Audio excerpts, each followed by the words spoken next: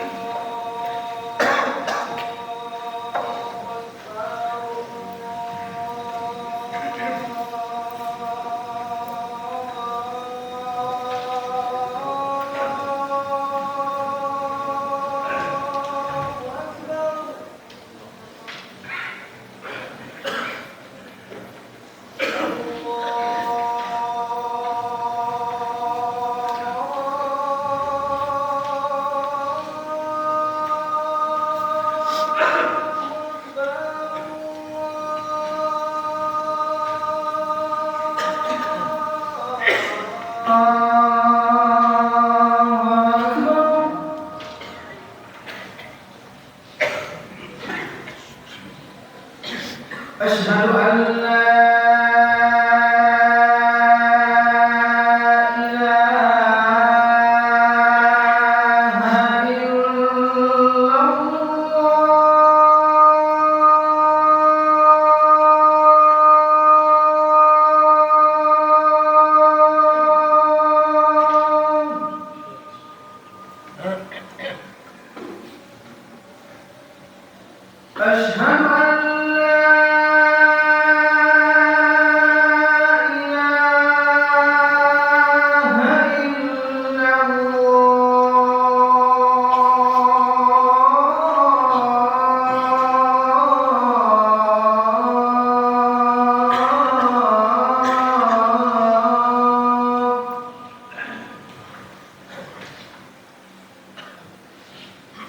أشهد أن محمد رسول الله.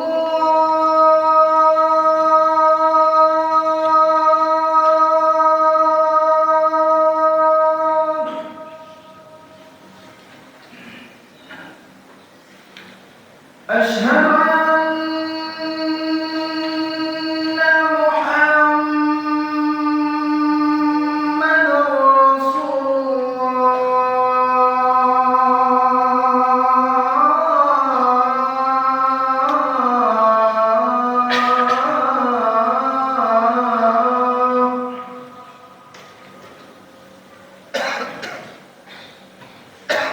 حي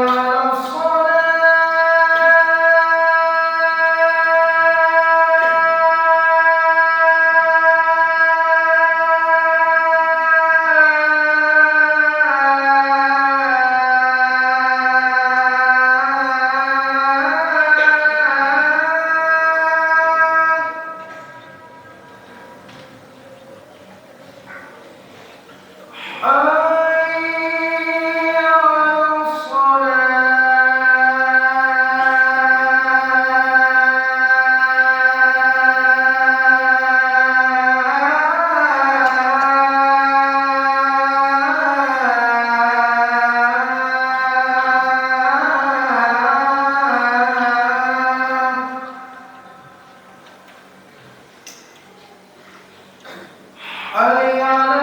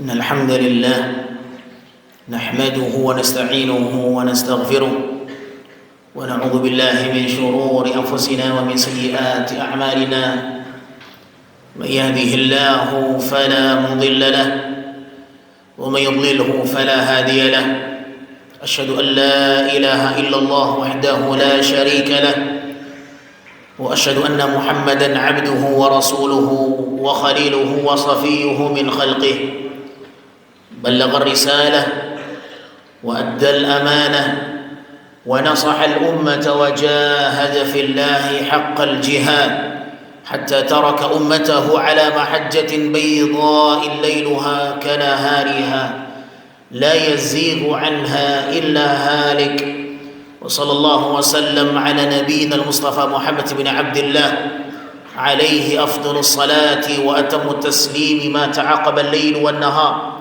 يقول سبحانه وتعالى في القرآن الكريم يا أيها الذين آمنوا اتقوا الله حق تقاته ولا تموتن إلا وأنتم مسلمون فإن أصدق الحديث كلام الله وخير الهدى هدى نبينا محمد صلى الله عليه وسلم وشر الأمور محدثاتها فإن كل محدثة في الدين بدعة وكل بدعة ضلالة وكل ضلالة في النار أما بعد kaum muslimin sidang salat Jumat yang dimuliakan Allah Subhanahu wa taala, hari raya Idul Fitri telah kita lewati bersama, dan itu adalah hari besar kaum muslimin di setiap tahunnya. Setelah itu akan datang yang berikutnya, hari raya Idul Adha, hari raya kurban, hari besar kaum muslimin yang harus diagungkan oleh mereka. Dan ini adalah momen di mana seorang muslim hendaknya berpacu di dalam mengagungkan syiar Allah Subhanahu wa taala. Saudaraku yang dimuliakan Allah Subhanahu wa taala, ketahuilah bahwa hari raya Idul Adha adalah hari besar kaum muslimin, Yaumul Hajjil Akbar, dan hendaknya setiap muslim benar-benar mengagungkan Allah Subhanahu wa taala di sana. Sebahagian kita mungkin memandang bahwa pembahasan tentang kurban adalah pembahasan yang terlampau cepat untuk dibahas. Namun kalau kita menyadari bahwa hendaknya setiap kita mempersiapkan mulai saat ini, maka tidak ada yang muncul dalam diri kita bahwa pembahasan ini terlampau cepat untuk dibahas. Saudaraku yang dimuliakan Allah, menabunglah. Masih ada 2 bulan ke depan sebelum hari raya Idul Kurban tiba. Hendaklah setiap kita benar-benar berperan untuk berkurban, menabung semenjak saat ini, dan meniatkan untuk berkurban, memberikan persembahan kepada Allah Subhanahu wa taala setelah banyaknya nikmat yang telah Allah berikan kepada kita.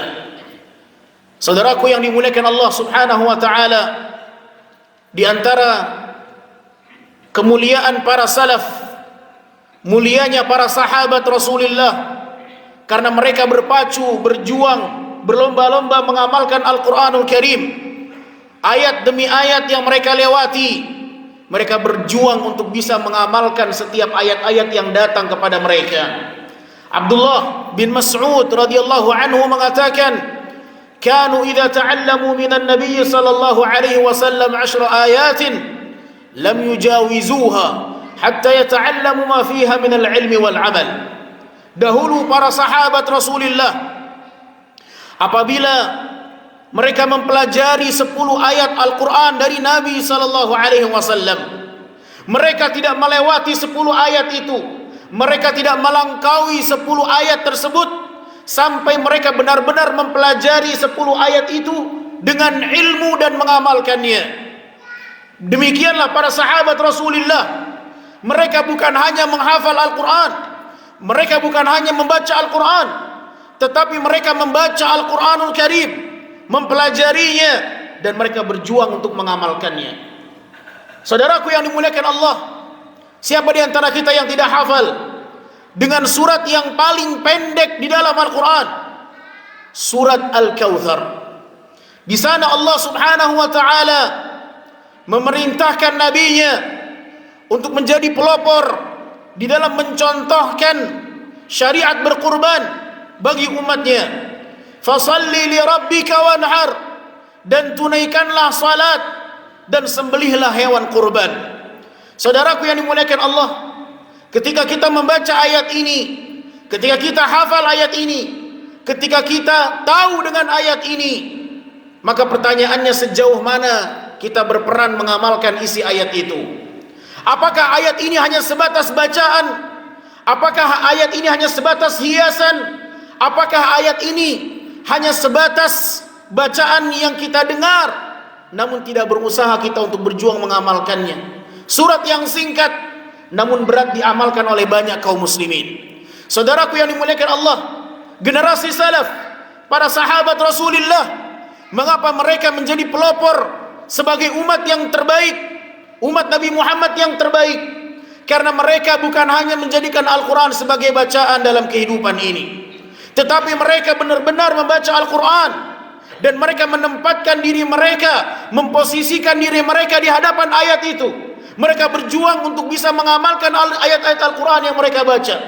Inilah yang membuat mereka terdepan di dalam menjalankan agama Allah Subhanahu wa ta'ala, sehingga mereka pantas dicap sebagai generasi terbaik umat ini. Saudaraku yang dimuliakan Allah Tabaraka wa ta'ala, jangan pernah ragu untuk berkurban, karena apa yang kita keluarkan di jalan Allah, apa yang kita infakkan di jalan Allah, maka itulah harta kita yang sesungguhnya. Jangan tertipu dengan bisikan syaitan. Syaitan akan selalu membisikkan ke dalam dada manusia pelit dan fakir. Itulah yang ditakutkan.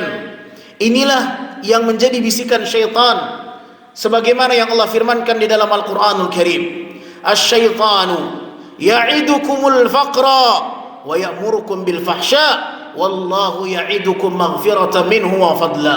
Syaitan akan selalu menjanjikan kefakiran kepada umat manusia. Syaitan akan selalu membisikkan kepada manusia kefakiran, sehingga manusia dibuat takut dengan perkara kefakiran itu. Ketika mereka telah takut fakir, takut miskin, maka akan muncullah sifat pelit. Ketika muncul sifat pelit, maka mereka akan ragu untuk berkurban, mereka akan ragu untuk berinfak, mereka akan ragu untuk bersedekah, dan itulah propaganda iblis dan bala tentaranya dari kalangan syaitan. Oleh karenanya, ma'asyiral muslimin yang dimuliakan Allah Subhanahu wa ta'ala, masih ada 2 bulan ke depan persiapan sebelum datangnya hari raya kurban. Kita sampaikan sengaja lebih awal pembahasan ini agar kita benar-benar mempersiapkan tabungan kita. Jangan nanti setelah dekat hari raya Idul Adha baru mereka hendak ingin berkurban, tetapi uangnya sudah habis. Kenapa tidak mereka siasati dari awal?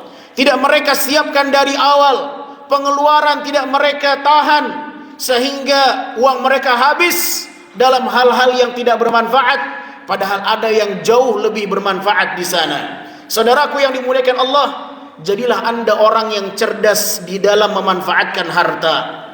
Kapan saatnya Anda memanfaatkan harta di jalan Allah Subhanahu wa ta'ala? Kapan harta itu membuat Anda orang yang mulia di hadapan Allah? Sebagian orang, dia mengeluarkan hartanya, tetapi bukan membuat mereka semakin mulia di hadapan Allah. Dia habiskan hartanya untuk hal-hal yang sia-sia, hanya sebatas untuk makan, untuk minum, jalan-jalan, dan yang semacamnya. Tetapi orang-orang yang beriman, yang ada di benak mereka adalah bagaimana harta yang dikeluarkan membuat mereka semakin bertambah kemuliaannya di hadapan Allah Subhanahu wa ta'ala. Dan inilah yang semestinya, inilah yang seharusnya ada dalam benak dan pikiran mereka orang-orang yang beriman. Bagaimana harta ini menjadi peluang dia dimuliakan Allah Azza wa Jal, maka keluarkan harta itu di jalan Allah, maka Allah Subhanahu wa ta'ala akan memuliakan Anda. Dan ketahuilah, di antara tanda-tanda ketakwaan hati adalah mereka yang mengagungkan syiar Allah Subhanahu wa ta'ala. Allah Subhanahu wa ta'ala berfirman, "Wa man yu'azzim sya'airallah fa innaha min taqwal qulub. Barang siapa yang mengagungkan syiar Allah, maka itu tanda ketakwaan hatinya. Siapapun yang mengagungkan syiar Allah, maka itulah tanda-tanda ketakwaan hati dia sebagai hamba Allah Subhanahu wa taala. Saudaraku, silakan kita bertanya, apakah syariat kurban menjadi syiar Allah yang kita agungkan? Apakah berkurban menjadi syiar Allah, syiar agamanya yang kita agungkan? Ataukah dia hanya sebatas syiar, namun tidak ada perjuangan kita mengagungkan syiar Allah di sana? Orang yang mengagungkan syiar Allah, dia akan berperan mengamalkannya, dia akan berperan untuk mengerjakannya. Maka akan terlihat siapa di antara mereka yang benar-benar mengagungkan syiar Allah, atau hanya sebatas mengagungkan syiar Allah hanya dengan lisannya saja. Sebagian orang mengagungkan syiar Allah hanya dengan ucapan, dengan gema takbir, tetapi untuk mengeluarkan harta di jalan Allah ada keraguan di sana. Maka ketahuilah, sejatinya orang yang mengagungkan syiar Allah, mereka bukan hanya mengagungkan Allah dengan lisannya, bukan hanya sebatas menggemakan takbir dengan lisannya, tetapi benar-benar dia mengagungkan Allah dengan seluruh dan jiwa raganya. Dengan hartanya dia mengagungkan Allah, dengan jiwa raganya dia mengagungkan Allah, dengan lisannya dia mengagungkan Allah Subhanahu wa ta'ala. Sebagian orang hanya mengagungkan Allah dengan lisannya, tetapi tidak dengan hartanya. Sebagian orang mengagungkan Allah dengan hartanya, tetapi dengan tidak isi hatinya. Oleh karenanya ikhwatal iman yang dimuliakan Allah Subhanahu wa taala, di antara tanda-tanda ketakwaan seseorang itu adalah ketika mereka mengagungkan syiar Allah Subhanahu wa taala. Kalau kita benar-benar menjadi orang yang bertakwa, maka akan terlihat bagaimana kita mengagungkan syiar Allah tabaraka wa taala. Dan di antara syiar Allah yang besar adalah menumpahkan darah hewan sembelihan di hari raya Idul Adha. Saudaraku kaum muslimin yang dimuliakan Allah, syaitan akan selalu membisikkan ke dalam dada manusia takut dengan kefakiran dan kemiskinan. Dan inilah yang diperjuangkan oleh syaitan. Bagaimana mereka membuat umat manusia ragu di dalam menginfakkan hartanya di jalan Allah Subhanahu wa taala, sehingga tak sedikit kita dapati sebahagian manusia, dia hanya memilih level yang di bawah, tidak memilih level yang di atas. Dia hanya ingin menerima jatah, tetapi tidak mau memberikan jatah itu kepada orang lain. Sebagian kaum muslimin, dia merasa bahagia ketika mendapatkan kupon hewan kurban, dia mendapatkan jatah kupon kurban, dia bahagia di atas itu. Tetapi kapan Anda menjadi orang yang berbahagia ketika Anda yang bisa memberikan kupon itu kepada orang lain? Ketahuilah ma'asyiral muslimin, tangan di atas lebih baik dibandingkan tangan di bawah. Tidakkah kita ingin berjuang menaiki tingkatan itu? Ataukah kita tetap ingin berada di bawah, level yang di bawah? Tidak ada keinginan kita untuk berpacu dan berlomba di atas ketaatan, menghambakan diri kepada Allah Subhanahu wa taala. Padahal Allah tidak meminta kita untuk mengorbankan anak kita sebagaimana Nabiullah Ibrahim mengorbankan anaknya. Mana yang lebih besar? Perjuangan Nabi Ibrahim yang harus menyembelih putranya yang dicintainya, atau hanya sebatas menyembelih hewan kurban? Mana yang lebih berat ujiannya? Mana yang lebih besar ujiannya? Tentulah yang lebih besar ujiannya adalah menyembelih anaknya sendiri, anak kandungnya sendiri. Dan itulah tahapan dan level Nabiullah Ibrahim, level yang sangat berat. Oleh karenanya Allah mengatakan, inna hadza lahuwal bala'ul mubin. Sesungguhnya ini adalah ujian yang sangat besar, dan ujian itu hanya dilalui oleh Nabi Ibrahim. Tidak ada ujian itu untuk umat yang datang setelahnya.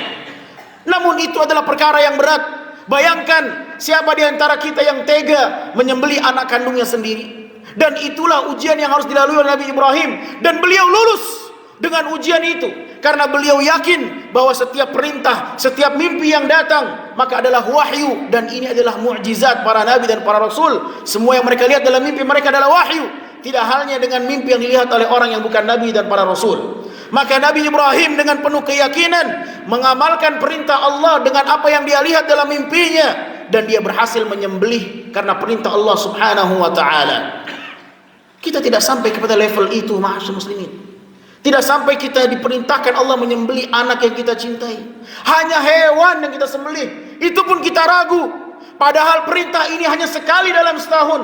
Apakah kita akan menyia-nyiakan kesempatan ini? Boleh jadi tidak akan terulang kesempatan ini di tahun yang akan datang. Saudaraku yang dimuliakan Allah, pasang tekad. Niatkan dari sekarang untuk berkurban. Dan jadikan dia amalan yang kita perankan di tahun ini. Dan boleh jadi harta yang kita infakkan di jalan Allah, inilah yang akan menyelamatkan kita dari api neraka. Oleh karenanya, ahibati fillah, Rasul sallallahu alaihi wasallam memberikan motivasi kepada para sahabatnya untuk bersedekah. Ittaqun nar walau bisyiqqi tamrah. Jagalah diri kalian dari api neraka walau hanya berinfak dengan setengah butir kurma. Kalau seandainya sebahagian mereka bisa menginfakkan hartanya untuk hal-hal yang tidak lebih bermanfaat, mereka bisa pergi ke sana, pergi ke sini, jalan ke sana. Bahkan mereka yang merokok pun bisa mengeluarkan hartanya dengan jumlah yang tidak sedikit. Kalaulah seandainya mereka yang merokok setiap hari 10.000, berarti sebulan 300.000, berarti setahun 3.600.000. Untuk hal yang seperti itu dia sanggup. Kenapa untuk berkurban? Yang jelas manfaatnya, yang jelas perintahnya, yang jelas kemuliaannya tidak mereka perjuangkan. Mana yang lebih dia cintai, Allah subhanahu wa ta'ala atau dunia? Boleh jadi yang lebih dia dahulukan adalah kecintanya kepada dunia. Dan ini fitnah besar.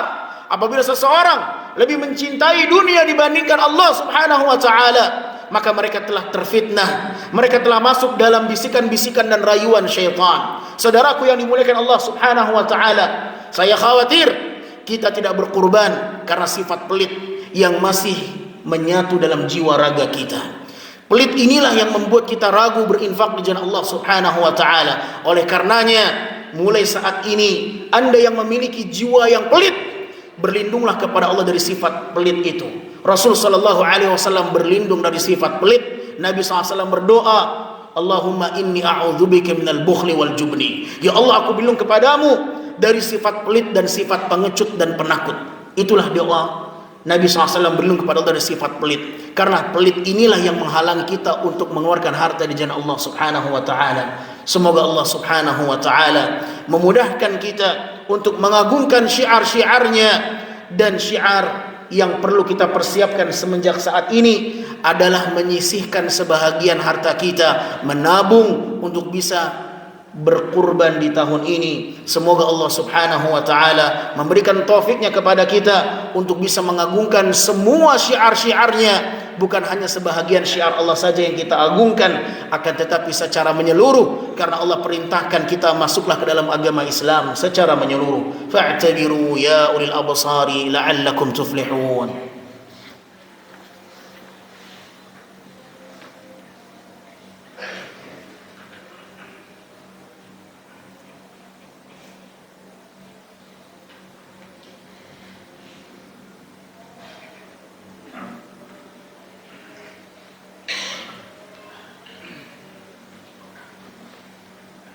Alhamdulillah, wassalatu wassalamu ala rasulillah wa ala alihi wa sahbihi wa man walah, wa la hawla wa la quwwata illa billah.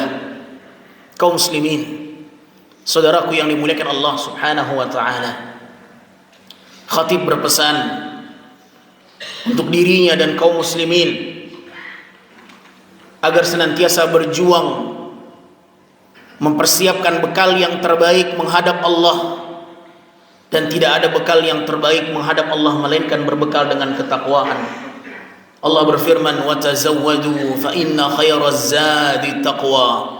Berbekallah kalian, sungguh sebaik-baik bekal yang akan kalian bawa berjumpa menemui Allah adalah ketika kalian berbekal dengan ketakwaan. Saudaraku kaum muslimin, di hari kiamat nanti setiap manusia akan berada dalam kesulitan yang besar. Mereka akan berada di bawah terik matahari yang sangat panas dan membakar. Sebagaimana yang disebutkan dalam beberapa riwayat dan hadis. Namun mereka yang bersedekah di jalan Allah, maka sedekah yang mereka keluarkan akan menjadi pelindung mereka dari panasnya sengatan matahari. Rasulullah sallallahu alaihi wasallam mengatakan, kullu mri'in tahta dhilli sadaqatihi yaumil qiyamah. Setiap manusia akan berada di bawah naungan sedekahnya pada hari kiamat. Setiap manusia akan berada di bawah naungan sedekahnya pada hari kiamat. Ketika kita bersedekah, saudaraku yang dimuliakan Allah, maka ingat, sedekah itulah yang akan menolong kita. Sedekah itulah yang akan menyelamatkan kita.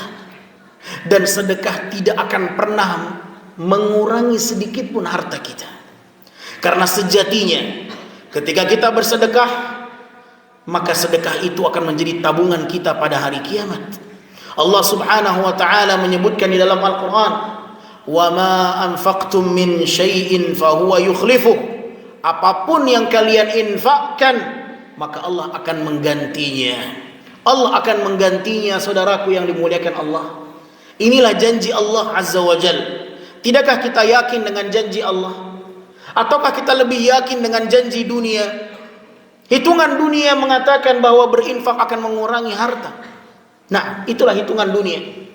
Tidak halnya dengan hitungan agama Allah Subhanahu wa taala. Oleh karenanya, kalau seandainya kita bisa menerima salat sunnah fajar lebih baik nilainya di mata Allah daripada dunia dan seisinya, mengapa kita tidak yakin dengan berinfak akan menolong kita, membuat kita selamat dari kengerian pada hari kiamat itu sendiri? Maka orang-orang yang akan mendapatkan perlindungan pada hari kiamat adalah mereka yang mensedekahkan hartanya di jalan Allah Azza wa Jalla. Tingkatkan penghambaan diri kita. Jangan setiap tahun kita hanya menjadi orang yang menerima, tetapi jadilah orang yang memberi. Jadilah orang yang bisa memberikan sesuatu, yang memberikan banyak manfaat kepada orang lain, bukan hanya mendapatkan. Dan inilah kualitas ketakwaan mereka di hadapan Allah Subhanahu wa taala. Saudaraku kaum muslimin yang dimuliakan Allah, berkurban, sebahagian ulama berpandangan bahwa dia hukumnya wajib bagi yang mampu. Berkurban, sebahagian ulama berpandangan bahwa hukumnya adalah wajib bagi yang mampu. Dan ini berdasarkan hadis dan riwayat yang dikeluarkan oleh Imam Ibnu Majah dan disahihkan oleh Syekh Al-Albani rahimahullah.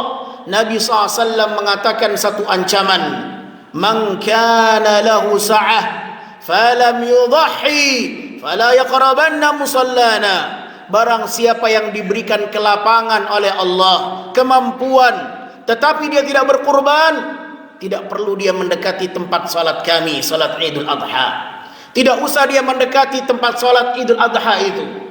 Dan ini menjadi satu peringatan keras, kata para ulama, seakan-akan salat Idul Adha yang mereka jalani tidak mendatangkan pahala dan tidak diterima amalannya.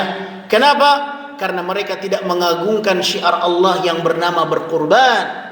Mereka tidak mau berkurban, padahal Allah telah memberikan kelapangan, Allah memberikan keleluasaan harta, Allah memberikan dia rizki dan nikmat, tetapi mereka ragu untuk menginfakkannya di jalan Allah. Padahal Allah yang telah memberikan harta itu kepada kita, Allah yang memberikan rezeki kepada kita, Allah memberikan banyak nikmat kepada kita. Demi Allah, jantung yang Allah berikan lebih mahal dibandingkan uang yang kita infakkan untuk berkurban. Demi Allah, paru-paru yang ada dalam diri kita lebih mahal dibandingkan sebatas uang yang kita keluarkan dalam rangka berkurban. Demi Allah, oksigen yang kita hirup selama ini jauh lebih mahal harganya dibandingkan nominal uang yang kita keluarkan untuk berkurban di jalan Allah. Akankah kita perhitungan memberikan sesuatu untuk Allah Subhanahu wa taala? Padahal sepanjang tahun Allah memberikan nikmatnya kepada kita. Tiba satu panggilan Allah memerintahkan kita untuk berkurban, kita ragu. Mana bukti kecintaan kita kepada Allah Subhanahu wa taala? Saudaraku yang dimuliakan Allah, boleh jadi kita yang ragu berkurban karena kita telah masuk dalam perangkap dan bisikan syaitan. Oleh karenanya, hendaklah kita mengantisipasi semenjak dini bagaimana kita menjadi orang yang siap untuk menunjukkan pengagungan kepada Allah. Bukan hanya mengagungkan secara lisan, bukan hanya menggemakan dengan takbir, tetapi kita mengagungkan Allah benar-benar dengan seluruhnya, dengan jiwa raga kita, dengan harta kita, dengan lisan kita, dengan hati kita, dan semuanya kita niatkan untuk Allah Subhanahu wa taala. Qul inna salati wa nusuki wa mahyaya wa mamati lillahi rabbil alamin. Bukankah kita diperintahkan untuk mengucapkan itu? Katakan wahai Muhammad, inna salati, sesungguhnya salatku, wa nusuki, dan sembelihanku, wa mahyaya, dan kehidupanku, wa mamati, dan kematianku, lillahi rabbil alamin, hanya untuk Allah Subhanahu wa ta'ala. Kita hidup untuk Allah, kita mencari rezeki untuk Allah, kita punya harta untuk Allah Subhanahu wa ta'ala. Namun mengapa ketika panggilan itu datang, ibadah yang hanya sekali dalam setahun kita ragu? Jangan pernah kita ragu untuk berkurban, karena boleh jadi ini adalah tahun terakhir kita untuk bisa berkurban. Kalau kita bisa membeli segalanya, kita bisa membeli ini, membeli itu, jajan ini, jajan itu, kenapa berkurban tidak bisa kita perjuangkan, saudaraku yang dimuliakan Allah? Oleh karenanya kita memohon kepada Allah Azza wa Jalla, semoga Allah menghilangkan sifat pelit dari dada kita, sehingga kita yakin dengan tekad yang bulat, berkurban di tahun ini menjadi satu agenda yang harus kita lakukan. Dan semoga Allah Subhanahu wa ta'ala menjadikan kita orang yang memiliki sifat kedermawanan, bukan hanya di bulan Ramadan saja, akan tetapi di sepanjang hari, di setiap saat, sebagaimana Nabi SAW memiliki sifat kedermawanan itu di dalam Ramadan dan di luar bulan Ramadan.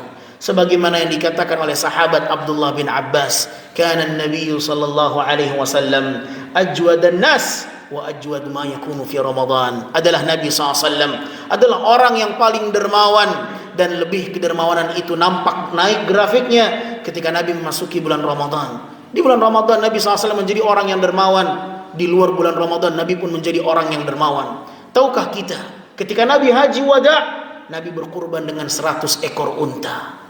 Ketika Nabi berkurban, Nabi SAW berkurban di kala hajinya dengan hadiu dengan jumlah 100 ekor unta. Nabi keluarkan itu. Subhanallah. Kedermawanan apa yang dimiliki oleh Nabi kita yang mulia SAW.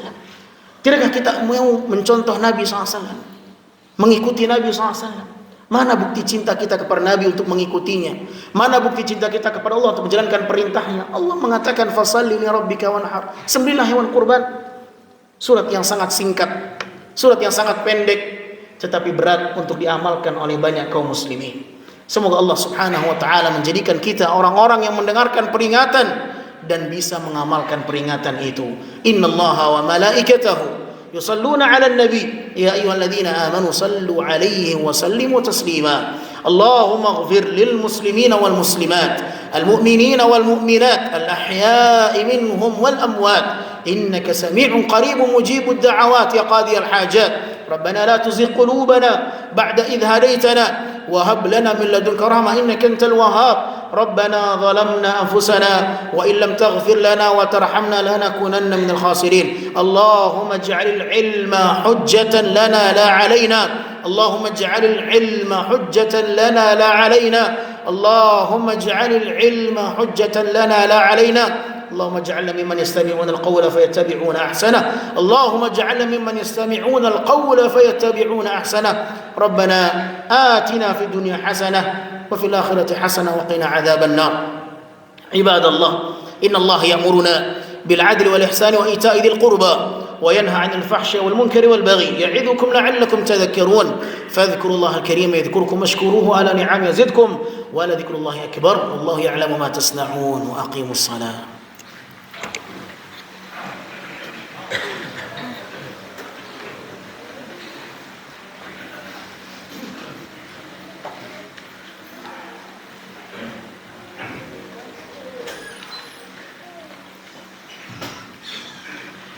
الله أكبر الله أكبر أشهد أن لا إله إلا الله أشهد أن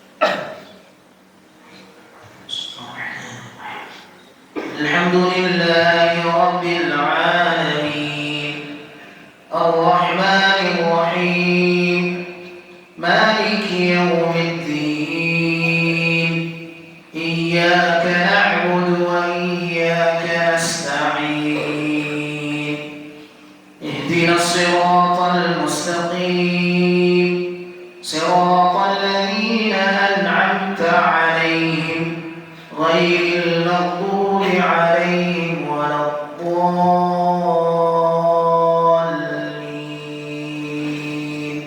آمين.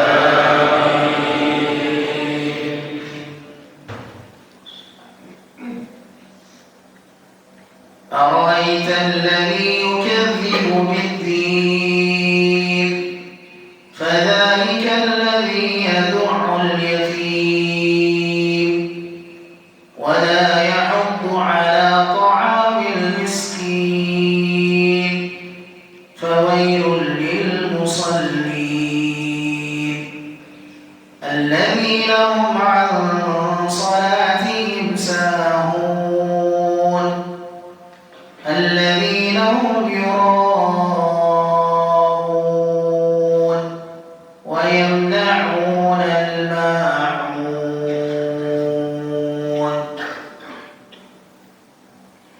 الله أكبر.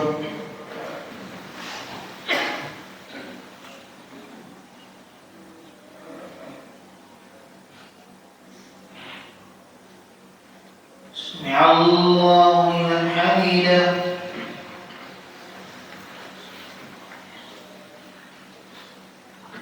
الله أكبر.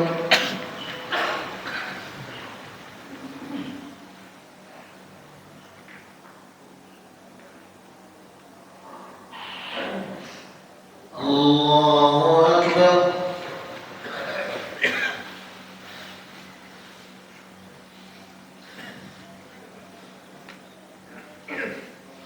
الله أكبر.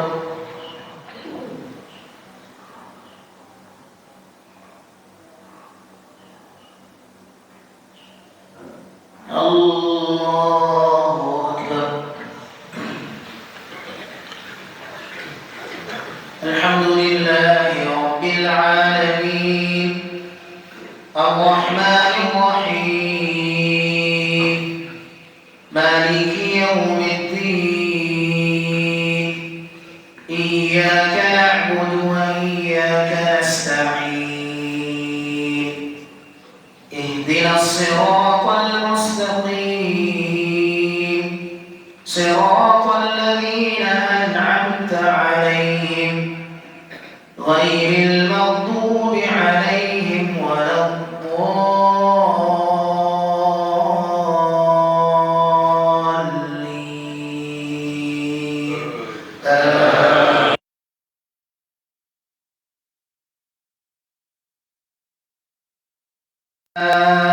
أعطيناك الكوثر فصل لربك وانحر إن شانئك هو الأبتر.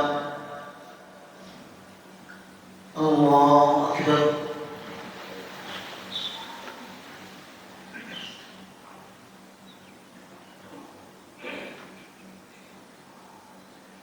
سمع الله لمن حمده.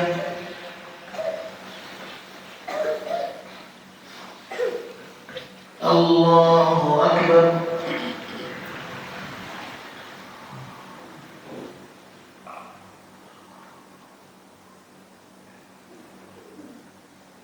الله أكبر.